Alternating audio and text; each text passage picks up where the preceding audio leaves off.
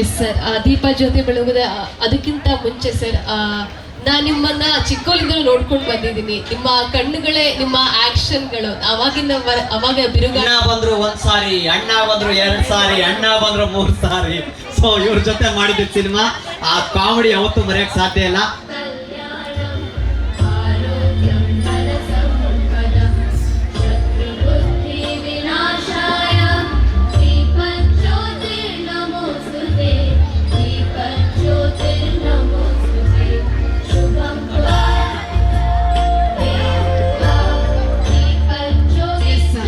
ಬಹುಶಃ ಹೀಗೂ ಹೇಳಬಹುದು, ಜ್ವಾಲೆಯಿಂದ ಜ್ವಾಲೆ ಹತ್ತುತ್ತಾ ಇದೆ. ಒಂದು ಅದ್ಭುತವಾದ ಕಾರ್ಯಕ್ರಮ, ಅದ್ಭುತವಾದ ವ್ಯಕ್ತಿಯಿಂದ ಶುರುವಾಗ್ತಾ ಇದೆ ಅಂತ ಹೇಳಬಹುದು. Thank you so much. ನಾನು ಯಾವಾಗಲೂ ಕಾರ್ಯಕ್ರಮದಲ್ಲಿ ಹೇಳ್ತೀನಿ, ದೀಪ ಬೆಳಗೋದಂದ್ರೆ ಬರೀ ದೀಪ ಬೆಳಗೋದಲ್ಲ, ಒಂದು ದೀಪ ಬೆಳಗೋದು ಅಂತ ಅಂದ್ರೆ ಕತ್ತಲೆಯಿಂದ ಒಂದ್ ಕಡೆಯಿಂದ ಹೋಗ್ಲಾಡಿಸಿ ಎಲ್ಲೋ ಒಂದ್ ಕಡೆ ನಾವು ಬೆಳಕಿನ ಕಡೆಗೆ ಹೋಗ್ತಾ ಇದ್ದೀವಿ ಅನ್ನುವಂತಹ ಒಂದು ಭರವಸೆ. ಕ್ಷಣ ಕ್ಷಣದ ಸುದ್ದಿಗಳಿಗಾಗಿ ಫ್ರೀಡಂ ಟಿವಿ ಸಬ್ಸ್ಕ್ರೈಬ್ ಮಾಡಿ, ಲೈಕ್ ಮಾಡಿ ಹಾಗೂ ಫಾಲೋ ಮಾಡಿ.